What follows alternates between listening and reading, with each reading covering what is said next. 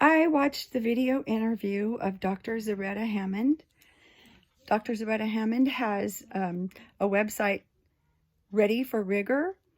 She has developed a framework for culturally responsive teaching that she describes 4 quadrants: awareness, learning partnerships, information processing, and community of learners and learning environment.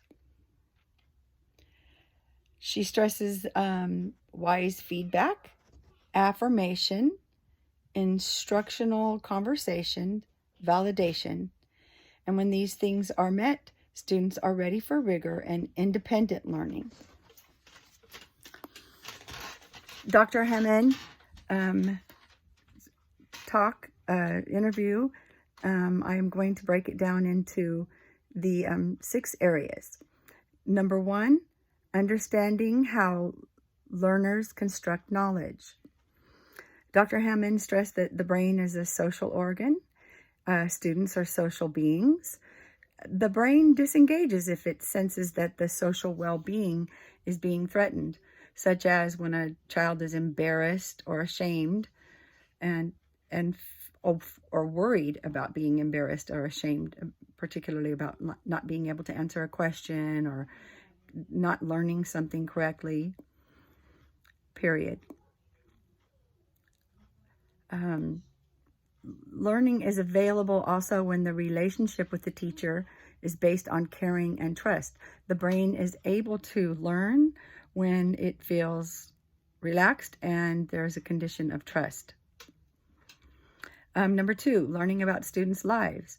Dr. Hammond stressed that it's important to understand your students, to get how they learn, what works for them, how they communicate, what triggers learning in each student, and getting to know them and developing that relationship with your student is so important. She also stressed that certain students in certain cultures, this is number 3, being social culturally conscious.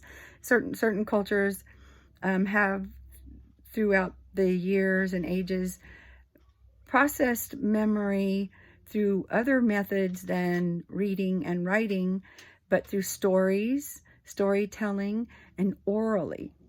And some students come with the natural ability to learn through stories and orally, and that teachers should be aware of the tools that students bring from their culture that enable them to learn.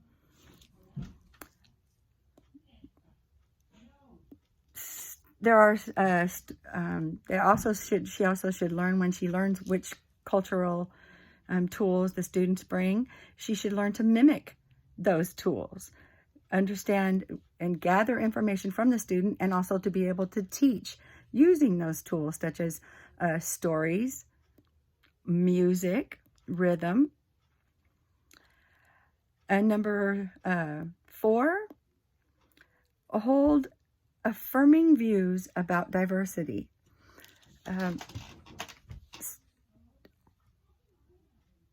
First of all, teachers need to be aware of their own personal views and get those in check, and that we should understand cultural archetypes such as individualism and collectivism that have an effect on how students interact socially and also on how they learn.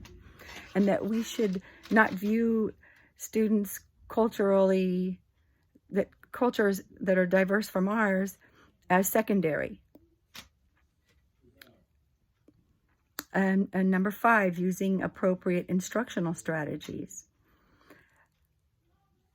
Dr. Hammond said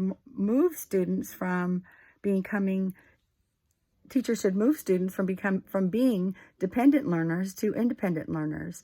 Dependent learners depend on the teacher to carry most of the cognitive load of a task. If they're unsure of how a task is to be completed, they will just freeze. They need constant scaffolding. If they are stuck, they wait for a teacher to intervene.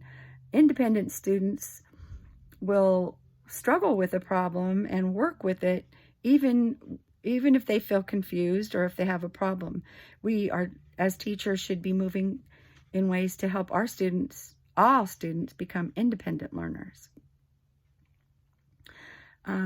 We should help students to use their cognitive routines, to use their brain power, to not disengage when challenged.